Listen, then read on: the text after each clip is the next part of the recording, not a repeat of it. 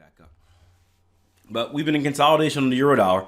You can see we've kind of played the bouncy bounce game where we've come up, double top here, we came down, and we double bottom down here. Now we're back up here, right? So we're in consolidation. When we're in consolidation, we should be on alert for advanced pattern formations. We've had a few here on the euro dollar, and we have another small one setting up right inside this little area. So if we bounce down to the 4 hour, right, it becomes a little bit more clear. Can you guys see it? But it's really going to take going down to the hourly. You can identify it on this one. For me, it really takes going down to the hourly to take a look at it. So bring over our, bring over our Ninja Trader charts, which Ninja deleted all my charts for some reason. Wasn't excited about that. Woke up this morning to just my control panel and nothing else. And maybe it's getting a little jealous that I've been using TradingView lately, perhaps. But we go down to the hourly, we zoom in. We have an X to A, swing high to swing low. This is going to be our impulse leg. Why is it an impulse leg and not an anchor leg? Not that it really makes a difference. Yep, because it breaks structure looking left. We have our A to B right here. You can see that comes to the 50% retracement, putting us on alert for bat pattern. We then have a retracement right here. And if we extend to our 886, we will be on alert for a potential bat pattern, potential bearish bat pattern. You can see the risk reward is about a 1.7 to 1 risk reward. First targets are about 23 pips. My targets are about 13.9. Now, stops about 13.9 away. Now, very important in this situation. We've had talks before in our Q&A sessions about rules for stop placement and giving yourself ranges, right? This is a perfect example of why you may want to give yourself a range and why you think that is.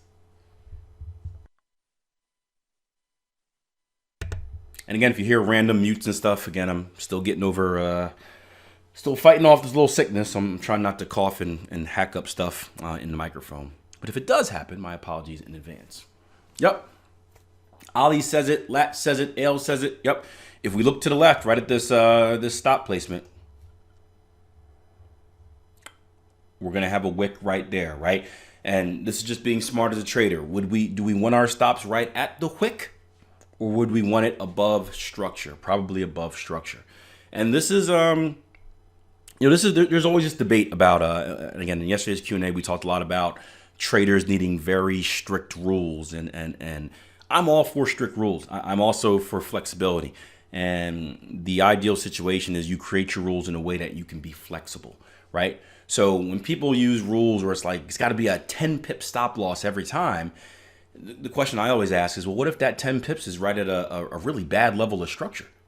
Do you still want to use 10 pips? Like, is it smart? It's a good trade technically because you're following your rules with 10 pips, but is 10 pips in the right area? I like having more flexibility. So I like saying, hey, this is a range where I can put my stop loss in. I can put it between this and that. And then within that range, right, I have those rules. I'm working within that cage, I guess you could say. Within that range, I have the ability as a trader to use my eyes, use my intuition to decide where in that range my stop loss needs to go. So when you do something like let's say a 1 to 2 ATR range, right, you have this range between, 5 pips, that's all it is. Stinking volatility, right? We have this range between 111.15s and we have this range between 111.20s. This gives you the ability to move that stop loss from right here at 111.15s up above that structure to 111.20s or 111.18s, 19s, wherever you want to put it, and still maintain, as long as you can maintain the risk reward profile that you desire. So again, that's a personal preference for me. You can do whatever you want as a trader. I don't really care. It's your account. It's your money, right? Everyone is different. I like giving myself that flexibility, and that's you'll see that in most of my trading plan. If you guys have been trading with me for a while, you've seen that already. Where I have, I can enter as aggressively as a higher, a limit order on advanced pattern formations, but In most other scenarios, I can enter as aggressively as a higher high, higher close, as conservatively as a 26.18. And then I give myself that freedom within there to decide which technique I'm going to use for what situation. And typically that's based off of how good the situation is or the risk reward requirements, of course. Latch says full control. I know Latch likes that as well. Yeah. And again, everyone's different. You don't have to be like that. I know some people that are like, man, I don't trust myself, Akil, so I got to use this. And that is perfectly fine.